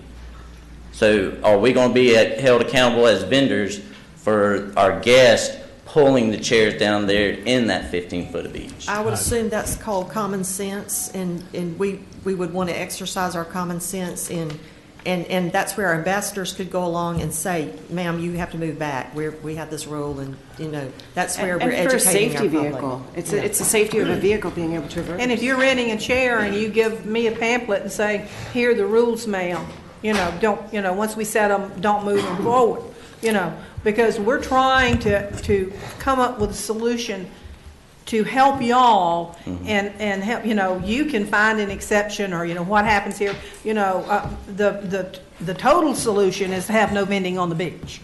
So we're trying to come up with rules, and you're going to find an exception to everything. What if, what if a comet falls out of the sky and hits the chair? We have got to come up with rules that, okay, there may be from time to time. We're trying to come up with something that will help y'all, because I say, keep in mind here, you're vending on public property. Yes, ma'am. I'm not saying we keep like from the water's edge all the way to the dunes. We're pretty much in all agreement that we have plenty of room in the back from the dunes. We set off of that to have plenty of emergency vehicle access right there. All right. Thank you, Mr. Dunn. I still say 15 feet. Yes, sir. 15 feet and then just common sense. But high water mark's going to be worse. High water mark's going to be very bad. Good afternoon, Madam Chairman and Honorable Commissions. Thanks for the opportunity to let me speak here today. My name is Lanny Smith, SMITH. I'm here on behalf of the community of Rosemary Beach as Beach Operations Manager. Our town manager regrets that he couldn't be here today, so I'm standing in his place for this meeting. My address is 200 West Water Street in Rosemary Beach. Over the past 2 years, we have done our best to stay informed about TDC's efforts to identify and resolve problems on our beach, reviewing all the meetings, the agendas, and proposed changes, programs for any of the items that might have impact, positive or negative, on us. Our general observation is that the TDC has invested a lot of time identifying the challenges, but solutions proposed are severely lacking in both restriction and public input. The right thing to do at this time is reject all the proposed changes and send them back to the TDC. If enacted as presented, they will dramatically and negatively impact our beach service here at Rosemary Beach. Reading chapter 22, one could get the impression that beach vending in Walton County is a recent phenomenon that has popped up as a nuisance to the majority of our residents and visitors. This is simply not the case. Beach vending, more properly called beach services in most cases, has been an integral part of all recognized communities such as Seaside, Watercolor, Rosemary Beach, Sandestin, Seacrest, Alice Beach, Seascape, and many, many others. The overwhelming majority of the beach services in terms of customers served has operated as house operations for under a long-term contract, homeowners association for 10 to 20 or even 30 years. They're here because communities and visitors they serve want them here. Several of our changes proposed this afternoon will negatively impact the residents and visitors in Rosemary Beach. We have not had adequate notice nor input in these changes. For example, The combination of the increase to a 25-foot setback of the dunes and new setback of 15 feet off the water that was first included in the draft regulation sometime between November 2016 and today will eliminate at least one of the 3 rows of chairs that we currently set up. This can negatively impact in several important ways. Single row of chairs across our beach has equipped costly at approximately $100,000 worth of money we have already invested. And staff. A single row of chairs across the beach generates well excess of $500,000 a year in revenues are used to help maintain our town for all those who come visit. Short term, it's a single row of chairs serves approximately 400 people a day, assuming 6 chairs per average household, limiting just one row of chairs in just one town means that several rentals over 65 houses will be placed at risk. Mr. Smith, your time's up. Did I miss something, or didn't Thank we you. say this was just be regional and neighborhood access? Did I fall asleep, or didn't we say it wouldn't affect places like Rosemary? That's correct. Yeah. that's what I Thank you said. for your time. Thank you. Okay. Ms. Coon. I may be speaking at the wrong time. I just want to make sure I get a chance to say something. We're talking about this particular item here on the Right, I haven't heard the signs mentioned, the removal of the signs from the ordinance yet. Yes. We're not going to recommend it. Okay, thank you very much. That's, never mind. Yes, sir. So that'll be, Mr. Davis, that'll be removed from the... My name is Larry Neville. I run Cabana Man Beach Service Seaside. I'll be my 31st year out there this year. Seen it from the beginning around here. A couple of these proposals I disagree with. The one, I want to make sure we're under agreement here. The way it's written, it doesn't specify public beach, private beach, resort beach. Is Seaside considered a resort beach? Rosemary considered a resort beach? Sir, the draft that you have of the ordinance is a rough draft. The purpose of this meeting was for me to get more input from the board. So now that the board's given me direction that they want a distinction on this rule for publicly owned beaches, I'll include that in the next draft. Okay, that's fantastic, because I think that the big resort beaches have done a wonderful job throughout the years policing themselves. Sandestin, they've got committees, they have homeowners. They're aware of what works for them with their guests, their homeowners, making the rules themselves for their own beaches. Thank you. So I'd like to continue doing that. Thank you. All right. Okay. Section B of this same area here just basically is about a 15-foot minimum distance from the toe of the dune. Yes, sir. Okay, so that's what's up for discussion now. Purpose of that is to allow east and west movement of law enforcement vehicles, code enforcement vehicles, maintenance vehicles. I will agree with 15 feet as well. I will. So moved. Would this be considered on privately controlled beach as well? Yeah, and just to be clear, Commissioners, if the customary use ordinance, becomes effective on April 1st, it has a provision already for a 15-foot buffer, so this would mirror that language. Okay, so are you saying we need to identify it strictly for regional and neighborhood, because we did on the 10?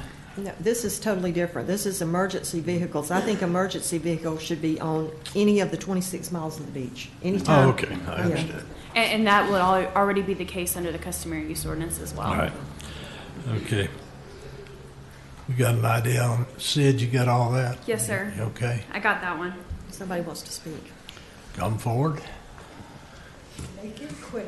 We thought this was going to be an Lisa easy one. Balshipi, O-U-S-H-Y. I know everybody's leaning toward 15 feet, but Your name for the clerk. I did. I just didn't so quick. I know everybody's leaning toward 15 feet, but I'd like to encourage you to take into consideration that the turtle nests are mostly at the toe of the dune. If they have to be moved, which does happen reasonably often, where a turtle comes in, lays a nest 30, 40 feet in, it's in danger of drowning, therefore they move it up to the toe of the dune. The other thing is we are in desperate need of building our dunes. It's, you know, it's what we've talked about for several years now, ever since the last storms, 10 years ago. And if we constantly have vehicles traipsing up and down within 15 feet of the toe of the dune, it is going to damage the ability of the dunes to rebuild themselves, and it's going to make the turtle nest in much greater jeopardy than what they would be if we could have that additional 10-foot buffer to make it 25 feet. So I would respectfully ask that you consider giving a 25-foot buffer, and if in fact customary use, you know, goes into effect, I'd encourage you to look at that for exactly the same reasons. Thank you very much. Thank you. All right. Commissioners? She has a, Oh. she has a point with the Come on, Betty. 25 feet, you know. Of course, the only vehicles on the beach would be our vehicles or the sheriff, and, you know, hopefully they would be very cognizant of it, but, you know. Just one question, is that for fires too? Is that the limit for the fires at the tone of the dune or not? It would be. I would ask for a little bit more because at Inlet Beach, that could be very dangerous. Have you got a 25 lot foot of growth, there? huh? Have you got 25 foot there? I heard about No, we gone. don't. That's the whole thing. We're losing our beach, and it does get a little scary at times if it's too close. I don't think Betty is saying fire trucks, she's saying fire. The fire, The bonfires. fires. We have a lot of fires at Inlet Beach now. Yeah, I think she's saying bonfires. Yeah, that's it, yes. Okay. Yeah, I agree. Yes, sir. Eric Johnson, Miramar Beach Service. I just wanted to point out that the turtle nests are all marked with flags and everything else. They're really easy to avoid when you're driving down the beach. Okay. Moving right along then. We said you okay? You got it? Yes, All right. C, that's the tent size. Yes, sir. Personally, 6x6 is the max, just so you all know right from the get-go.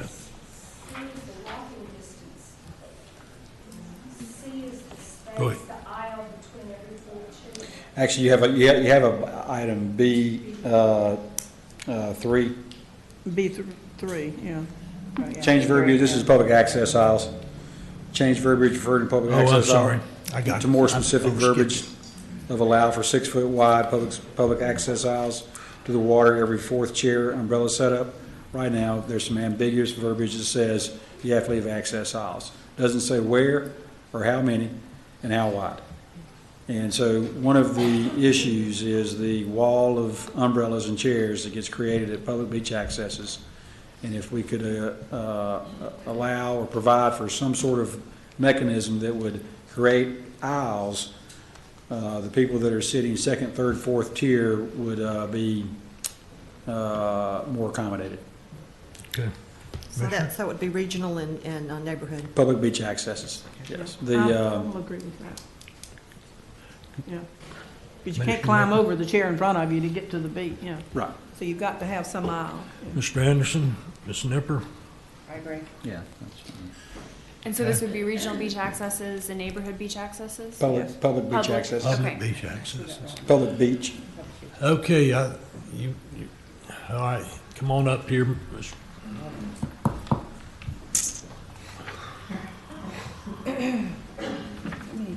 Philip Poundstone. Just to reiterate the importance of this one, like I said, we're very glad to have the 50% section of the public beaches that we do have, but by implementing this system of every fourth set, it's going to reduce our space on the public beach by an additional 20% at times, which again, the problem is not too many people or beach chairs. The issue is way too many people for little beach we have. The demand in that peak 20 weeks is much greater for beach chairs. If we take away that, it's greatly going to take away the tourist or the locals' right to have a beach chair because even more space is reduced. I think that a lot of these, even if you reference some of the pictures that I sent in that presentation, a lot of these regional accesses in neighborhood are not that wide at the end of the day, and people can walk to the end of their aisle and go straight down to the beach from there. I think that this would really harm our locals and tourists, and I think they can get to the water just fine right now without any issues. It's just a major space issue that I'd ask that you consider. Rick, go back to that. Rick, please go back to that picture where you had 2 or 3 rows.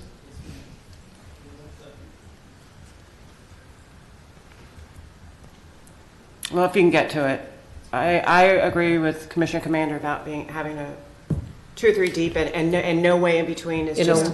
I mean, you're renting these people. There again, you're making money on public beach. You're making money from the people that are coming down. Give them a way to get there without climbing over somebody or going all the way around. I mean, they're paying pretty good money for these chairs. Yes, ma'am. And the one thing too about a lot of these beaches that are actual private specific place, they probably would not have to abide by those rules, and those are the quote worst pictures you see is somewhere like Watercolor that may have 300 in a row with not much of an access. That's not a public beach access, which is what we're talking about. The most, ours are only 40, 50 feet at the most for most of our accesses, and people can easily get to the side. So if you had every fourth, and then you have to have a 6-foot gap, I mean, it could reduce it by more than 20%. That would just be my consideration. I appreciate you considering it. Thank you. Okay, you raised your hand first. Now, if you guys are going to talk about everything, which you've already made a presentation to an earlier meeting, you've already listed your presentation, and you've also said your objections to these things. There's no need for you to come back up here and rehash it. No, and Commissioner, I agree with you. I mean, because there are other people out here, and we're going to quit at 5 o'clock, and you're going to, if we don't get through this, we're going to have to look at you and have another meeting. So we have heard you too. I just We want understand to your position. I just want to say that if we typically got 50 feet of chairs, so if you were in the dead center, if you were in the exact middle, you'd have 25 feet to get to an aisle already. It's just eight steps, it's 8 paces. So just want to make sure maybe there's a compromise, but maybe something between a little greater than 4 chairs. Thank you. All right. Yes, ma'am.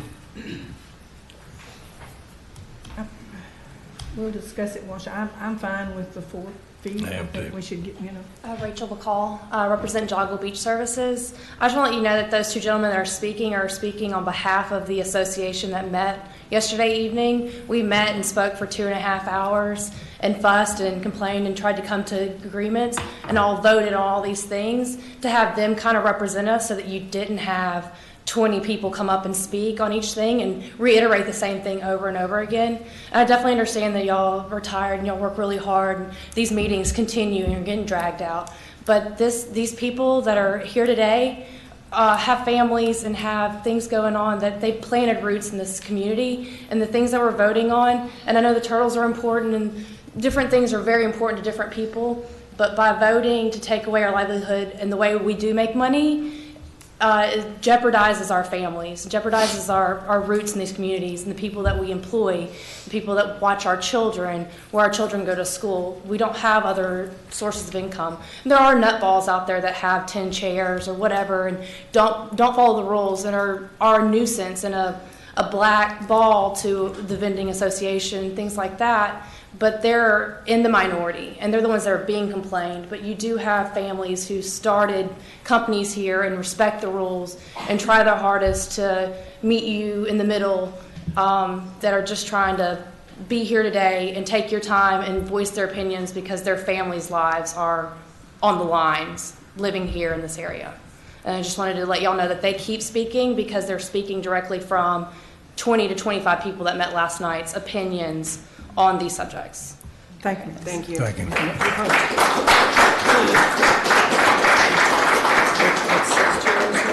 One question I have.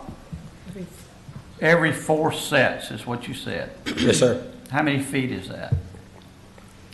The average umbrella is 6 feet wide, so a set we consider 2 chairs and an umbrella, 24 feet. Okay. What if we compromised and said every 6 chairs? That would be 2 more sets. Every 6 4th chair umbrella setup. Huh? Every 4th chair umbrella setup. So every 6th Well, 6 foot wide for every 6 chair umbrella setup. Yeah. That's what I think. Yeah, that's what she said. Right, so every fourth chair, what's a setup, we consider one umbrella, two 36 chairs. feet. Yeah, so Well, we're, 36 feet. we're saying 6 setups. 36 Instead of feet. 4, 6. Oh, that's what you're saying, Yeah. increase the, From 4 to you know, 6. Okay? That's a compromise? I'm all about compromise. Okay, I'm all about getting through all of these. All right, Okay. so you're looking at jumping it from 4 to To 6. six. Every 6 set, there has to be Right. an alley. Okay, there has to be an alley. Okay? On public beaches. All right. Public beaches. Yes, sir. Clay Dalton from with Birch Beach Service, and out of curiosity, if you were going to enforce the a distance between X amount of sets, are you going to do the same on the non-vendor side of the beach, so the public can still have a way to travel through their designated area? You know, I mean, are you going to make them say, "Oh, well, every I doubt 2 it. families"? Well, then, No. I just, so. no. Okay, so they'll be able, to, they can walk around that half of the beach, but they need to be able to walk through our side of the That's beach correct. that we're already limited. That's correct. That's correct. Okay, thank you, sir. All right. What is the chance that happens? People really don't like to be on top of other people. Yeah. I'm just asking. Generally, you don't experience that problem with general setups. So I'm not saying it doesn't happen, I'm just saying you're exactly right in your assumption is. All right, so we they got don't that hug up taken next care to of? them. Okay. Well, Moving right along. I have some. Commissioner, go I have ahead. some issues with it. I'll do. Maybe one of these things we need to try this year maybe and see what it does. Maybe 6, But- try it. The 4th or the 6th? The 6th. The 6th? Yeah, they don't have, on a lot of these beaches, they don't have a lot of room to set up. Okay. So, How about if we do this, at our regional beach accesses where we have our 50% vendor zone established already, how about if we create one access aisle down the middle of that vendor zone? That's great. That's a good point. Good idea. Okay. So our lifeguards will help us in that. I don't know if David Vaughn's in the audience, but he just got signed up for some more work. And we'll monitor it, and we'll see how it works. Okay. All right, so now we're going from 4 to 6 to a single alley, 4 feet wide, down the center of the vendor zone. And you feel it's enforceable? Yes, And you ma'am. feel We do. it's a Yes. compromise? It's We a actually, compromise. the 50% vendor zone works very well at our regional beach accesses. And I feel that once this is established and people understand, that it will work as well. Mr. Poundstone brought up the fact of people moving their chairs after they're set. We really don't have that problem in the regional beach accesses because they inform their vendor that they can't move their chairs. And so now, is there going to be some problem with it? Most certainly. But as time goes on, the people that are renting the chairs, they want access to the water, so they'll start helping regulate. Hey, guy, you can't move your chair there. I think it's a good compromise. Appreciate it. All right, I've seen some hands raised. Still want to speak? Okay. All right, so Sid, you got it? Yes, sir. All right, very Could you tell well. me what we decided on? one alley down there. An alley. One alley down Alley there. down the We'll center. establish it, Okay. and we'll include it in our vendor zone maps so that it will be, anybody can see it and know where it is. Okay, if I'm correct, we're on item C. Yes, sir. Okay. press on. 3C, this is the one about tents. Yes. As you'll notice, this is the add verbiage to prohibit vending of tents based on size. We have an accompanying item in the section for the general public that mirrors this one, and the TDEC recommended no larger than 6 by 6 by 6. Commissioners? You'll notice that in the parentheses that under your customary use that has been adopted and takes effect April 1st, tents are prohibited. Tents are prohibited by members of the public on privately owned beaches. Pardon me? So tents would be prohibited, but members of the public couldn't place a tent on a privately owned beach under the customary use ordinance. Okay. All right, so we settled on 6 by 6 by 6. I'm happy with that. Everybody, come on up here. They're not. Knock it. Sit up front. Clay Kaufman, I'm with Burke's Beach Service. Instead of maybe completely doing away with them, could we find something to agree on a set distance from, that we're given 15 feet, that's what we're going for, between chairs and the water? Say, well, you you can't occupy that front row space with a tent on the vendor side, but you can set them back, you know, in the back of the lineup or something like that instead of completely doing away with them. Because if you think you got 4 umbrellas, a family of 6 or 8 comes down, they get, you know, 8 chairs, 4 umbrellas. Those 4 umbrellas take up 24 feet. A family of 8 comes down, they rent 1 cabana, takes up 10 to 12 feet. So it's really less shade servicing a larger group of people, and all in all, it's taking up less room. I understand what you're saying, but the complaint I've had or heard is that these big tents block the view. It obstructs the view. I don't say block it, but it obstructs it, and people are upset about it. Okay. All right. Yes, sir. And Clay, what I've heard is that people set up tents for their food and all that, and then they go over to the right side or the left side, and they put chairs and umbrellas out as well. So they're taking out tent space and chair and umbrella space. And that's the complaints I've heard is tents, you know, a tent and then all these chairs and umbrellas. That's a lot of the 50 feet that we allow, or the half and half. That was the complaint I heard. And I think that tents should be behind the chairs. You know, if you want to, you know, if you want a tent, you got to be on the back row. Yeah. Rather than the tents in front blocking the view of the Yes, people that ma'am. are. That's what I was, you know. That's what I thought we were saying. Tents no bigger than 6 feet and behind the row of chairs. Is that okay? Yes, ma'am. Yeah, that's certainly fine. I just don't. I would not want to see them completely done away with. Is all. We weren't saying that. Thank you. So that's verbiage we need to add for city. I think, You got it? You've added in the back row, basically. in the back, in the back behind the chairs and umbrellas. For vendors? Yes. Okay. Brian, this is the 6 by 6 by 6 is for the vendors and the general public? We have an accompanying recommendation back in a later section under section 2254G, which is actually item number 9. It would be 9C, and it's the same verbiage. Well, I appreciate your efforts in trying to do that. You know, who defines the back of the row? Oh, the last row. You know, so, well, yes, right. The next person that sits behind him, and now we've got code enforcement not being able to enforce code. Right. Like I said, the item as it was brought forward was simply to limit the size of the tent. And that was to mitigate the pop-up tents.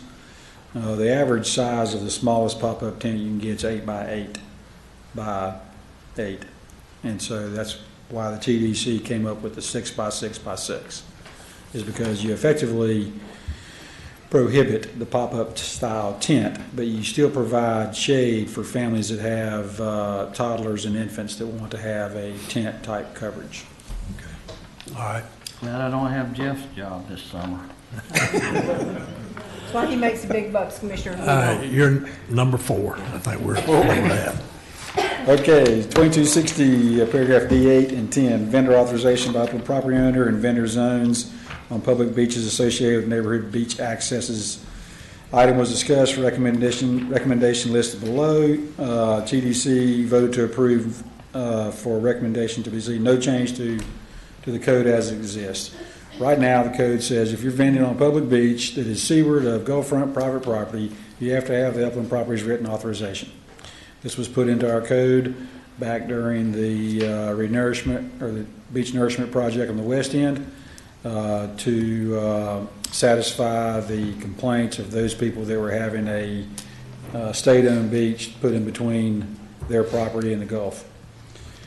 So TDC recommended we don't make any changes to it. I agree. I agree.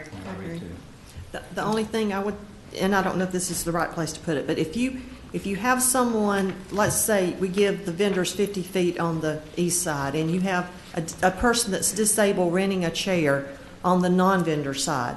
If they're truly disabled, I would hope we would have common sense and let that person go down in front of where they're renting and have a chair and umbrella, and where if they have to have a placard saying disability or something. You know, we shouldn't have that person that's disabled have to go way down to the other side of the beach. So I would hope we could consider something like that. Yes, ma'am. I too like to help the people that are handicapped. The problem is out on the beach is discerning if that's truly the case. If you're familiar with the service dogs, Yeah. everybody has a service dog now. And legally, we can't enforce against them. I mean, it's. I sure would hope nobody would budge on being disabled. I mean, I know it's a real world. I know, but my gosh, Yes, ma'am. I mean. If I do too, but it's actually a problem we've encountered with the driving on the beach permits at Graydon Beach. I have a 5-pound service dog, I'm just telling you now. What He's a Yorkie poo. Okay, we have one more. Would you, excuse me. Go ahead, Brian. Would you entertain the idea of just going back to the pure form of D8? Okay, do away with the vendor zones and let it go back to, if you're going to vend on a public beach that is seaward of a Gulfront property, you have to have that person's written authorization. I thought that's what we had. I thought that's where we were. I thought that's what we Well, were. we have that, but we have vendor zones created. And so the problem we have now is exactly what Commissioner Jones detailed, is that you have some people that want to have vendors in front of their house, but they don't have a vendor zone. Well, if it's private property and they want to have vendors set it up, they can't do it, you're saying? What we're talking about is public beach that is I'm seaward. not talking about the public beach. No, okay, so what? Oh, we got some locations down there. Yes, sir, we have a lot of that in our Seagrove, Sea Highlands area. Right. And so while the intent of the vendor zone was good, the actual practice of it on the neighborhood beach accesses or public beach that is seaward of Gulfront property, it doesn't work so well. Mainly because the vendor zones tend to move around at a lot of the first of the season, as people figure out that they don't want vendors because they don't want a vendor zone in front of their house. And in some cases, last year, we had people, well, hey, I want a vendor, create a vendor zone in front of my house. And so then the issue, like I say, it doesn't work as good as it does at the regional beach accesses. And so I would suggest that you go back to just the pure form of D8. Okay, so if there's people renting or vending on public beach that is seaward of Gulfront property, they have to have the upland properties written authorization. That's the way the code was originally intended. And that would be a way that you could go back. But Sid and I've had this discussion, and I think my opinion is that D8 should not apply to publicly owned lands. Right. I And believe- Commissioner Chapman, sorry to interject, but I do have draft language in the ordinance that I think would address this issue. Now, obviously, it might need some wordsmithing, but it would still allow the people in the western end of the county that have had beach renourishment to control vending in front of their property. But any properties that have been deeded or dedicated to the county, we could get rid of the upland property owner's control. If you guys choose to do that. Wouldn't affect me at all. Thank you. Okay. So you're going to wordsmith that, bring it back to us? Yes, ma'am. Thank And then we keep the vendor zones or do away with the vendor zones? Well, so if we change it so that if it's been deeded or dedicated to the county, the upland property owner would not have veto power any longer. So That would expand the whole beach, plus right. you're saying It's do still- away with the vendor zone? No, I'm asking, what would be your desire then? Keep the vendor zones? Well, So under 2260D10 is where you created the 50% vendor zones on public beaches. Right. Okay. And Right. we did that vendor zone because of the conflicts that we had Yes, sir. heard about, so we separated them. I am not wanting to do away with them just because we I agree. had this No, extension. I just want to make sure that was not your intent. Well, that's mine. There's 4 others out here. Right. you. Clay? Clay, you can have a chair right there, son. He gets that honestly. On know. on the designated vendor zone, I agree with, if you do away with giving the upland property owner the power to have somebody removed, we treat it just like the regional beach accesses. Those have worked so well because the county is the upland property owner, so they can they can lay the law down on what side, whose side's what. If you take the power away from the upland property owner, you know, in Seagrove, where all the neighborhood accesses are, you treat it just like the regional accesses. So what 50% we're, you know, designated in the beginning of the year, that's what it is. It's enforced. It's not, well, it was that 50%. Now they said no. And I think the whole, that land or whatever, it was with the beach for nourishment. Those homeowners didn't want in front of their house to be lined up solid with umbrellas. You know, we've never tried to line their, you know, their, what used to be their beach completely with umbrellas, but now, you know, they took that and they have that power, and if one little chair's over the line, they're ready to call the law on you. So, you know, I don't quite get why it's always been, why they've had the power they have had. But that's it. That's all I have to say. Okay, thank you. Yeah, you've had yours up. Come on. Yes, sir. I just want to reference.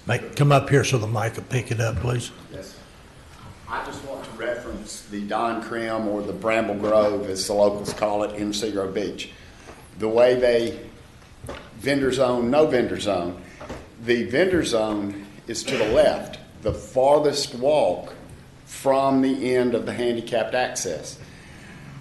I've been doing this for 30 years. I have took care of a family last year.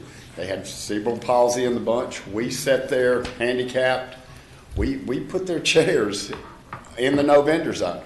I think it is, and I appreciate the regulating and whatnot, but I think code enforcement, or Jeff, having the ability to look at a situation and go, gosh, this is a case where this family really needed to be at the bottom of that sloped access, is not a bad thing.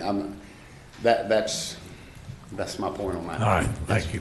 I think we have said this before, at some point, common sense all comes into play. Yes. New one in the back, come on up.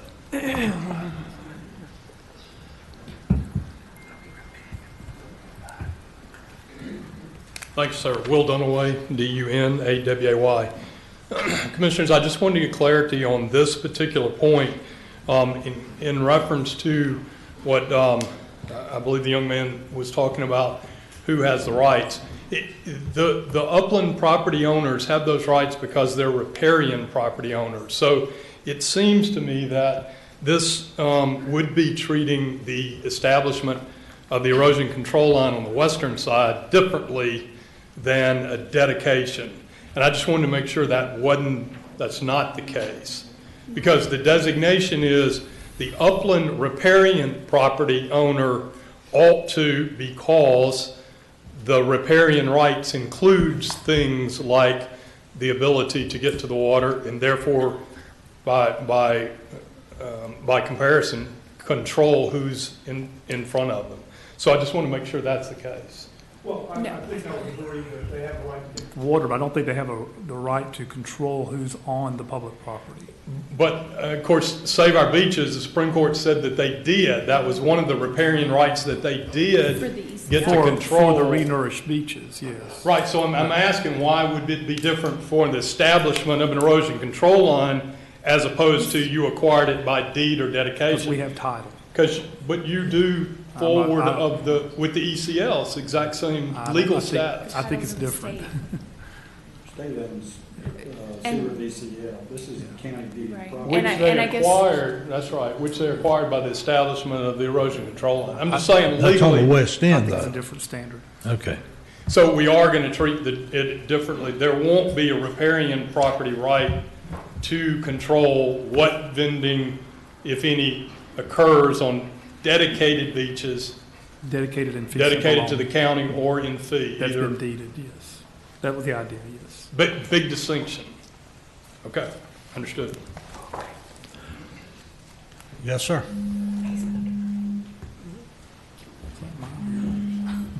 Philip Nelson, I appreciate you letting me continue to speak on behalf of the association. What we would say ultimately, that idea, if that clause were to just be applied to the west end, that would be great, so they couldn't do that. But we would rather, if that couldn't happen, leave the way it is now, because to answer Mr. Bryan's question, should it have a vendor zone or not a vendor zone, the majority of Seagrove is this issue that the county actually owns the beach property and it falls under this D8 category. If you took away that, it'd be hundreds and hundreds of yards of no more vendor zones. And in Seagrove, that area is really great because there's so many houses that are dense, 4, 5, 6 houses, 8 houses deep, that those individuals go to that specific vendor zone close to their house to use the beach. So if you remove that vendor zone, they would have to go to a more crowded beach with an already packed vendor zone. So we just ask as an association that however you guys choose to handle DA, have it or don't have it, that's great, but that we would keep vendor zones down there. Thank you. Okay, thank you. Sid, did you get any direction from that? Yes, sir, I believe so. Okay. All right. I've got about 4 minutes till, and we still have this one issue dealing with. We'll try and get it in, Brian, number 5. I believe that's next up here concerning any fee increases. Section 2262, penalty fees and fines. Item was discussed and tabled in favor of sending back to committee and a decision by the VCC. What this is making a change in the cost of vending permits and for both specific and delivery, and then the subsequent specific place permit. And so they couldn't make a determination on what the appropriate increase was or should be. So they left it up to you. Imagine that. I believe that Mr. Poundstone in his presentation earlier said that they would be acceptable at $750. So that'd be a $250 increase over the current $500 fee. So right now, a specific place. No, he said 25%. 25%. That's 125. I would like 1,000, but I will settle for 750. And I just want to make a point. I have a small business. I own my own property. We're using public beach. Yes.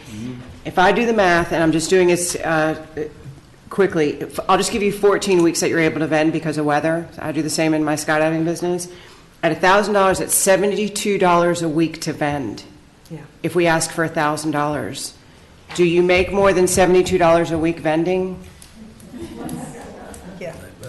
Okay, because I've got a Mr. Davis Bailey who spoke last time that says he makes thousands. He's waiting on us to make decisions because he's making hundreds of thousands of dollars. Yeah. 72. That's Rosemary Beach. Okay, I'm just putting out there. I'm not sure what the decision is, but $72 for me to run my business is a week is, and that's at $1,000.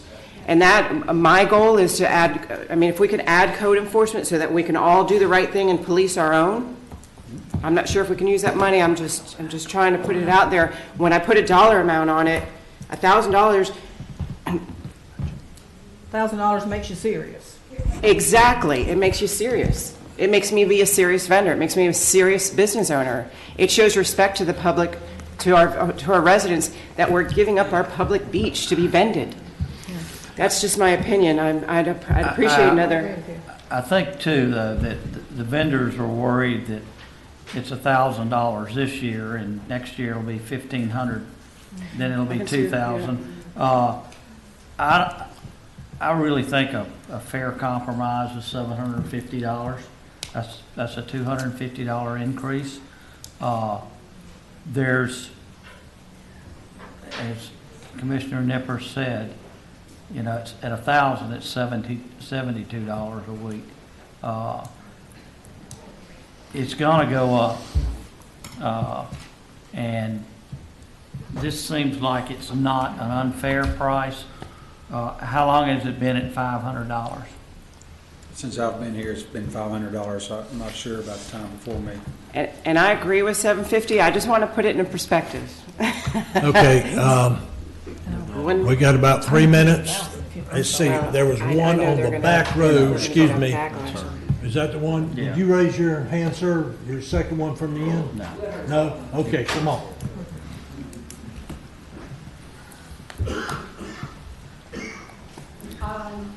I agree with the $750 if that's what's best, as long as our question would be, what's the money being raised? Is it necessary, like if you need to add somebody to our staff to help enforce more, then I think we can all come together and do that. I definitely see what you're saying about like $72 a week, 14 weeks of service is great, except for you have to think that like that 14 weeks that we're working has to put us through the entire year. So like I didn't make Well, $72. honestly, someone said it's almost going through the year, and you really are vending 20, and I gave you the benefit of 6 weeks for okay, weather. so at 20, you know, I can just say that the guy that spoke and was waiting to make thousands of dollars, we spend $10,000 to $15,000, $20,000 a year on our equipment that we have to pay off or whatever. And that, for the bigger companies, $750 is not a big deal.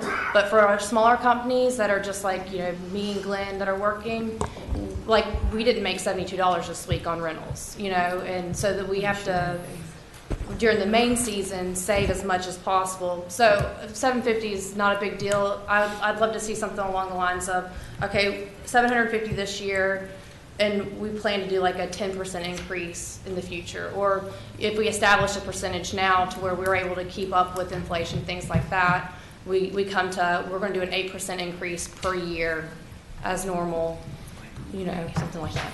I think you asked what the money would be used for. The money is you're paying for the privilege of vending on public property. That's what you're paying for, the privilege of vending on public property. She owned a business. Used to own a business. I had to pay a whole bunch of fees, not state fees, county fees, city fees, in order to do business. That's, you're paying, but my business was on my private property. I wasn't vending on public land. Yes, ma'am. So you are paying for the right to vend on public property. Yes, ma'am. I think guess that's I'm just being lost saying, here. I definitely understand that, and I guess I just want to see that we establish what that privilege should cost us. If it needs to be 1,000 because we need more enforcers, more officers, then I think, if we could sit down and come to an agreement that this is what's an appropriate number, this is what the privilege should be, because there are guys that pay that $750 and only have 10 sets of chairs and can't make more than $300 a week. Like that's all they're able to make, but they have to pay that $750 as well. Where there's people that have 300 sets of chairs and are able to make tens of thousands of dollars a week. There are little guys that are going to be paying that same amount. So if we could come up with what number is truly appropriate to make that privilege available to us, that's all I'm asking. Okay. And then, thank you. All right, we are at our time frame. I think the consensus of the board is the $750. Is everybody pretty much okay with that? Most definitely. No separate one. I'm closing public comment. All right. Now, with that said, we still have one more major one that I have to head up, and that we are past our time. I'm going to recommend to the board that we go ahead and set a continuation of this meeting to January the 25th at 3 p.m. here at South Walton. Commissioner Chapman, we actually need 5 days to advertise, right, Mark? For an So the earliest we can extend it? have, Well, but this is a continuation of this one. Still need to advertise. Okay. so the earliest we could have the next meeting would be Thursday, January the 26th. There is a zoning board of adjustment meeting that night at 6, but if you And- guys wanted to start again at 3. We'll do the Well, same thing. Hold on a second. The TDC also has a meeting that afternoon, so what I was going That's to right, suggest. that's at the TDC building. Yeah, I was going to suggest those, so they could be Oh, here okay. too, that we would do January 26th from 9 to 12 in the morning. That's fine. January the 26th from 9 to 12. We should have- Continue this meeting. That way it'll be here at the annex. And we'll pick up with item number 5 and the remaining part of the recommendations. Thank everybody for coming. Thank you, sir. We stand adjourned.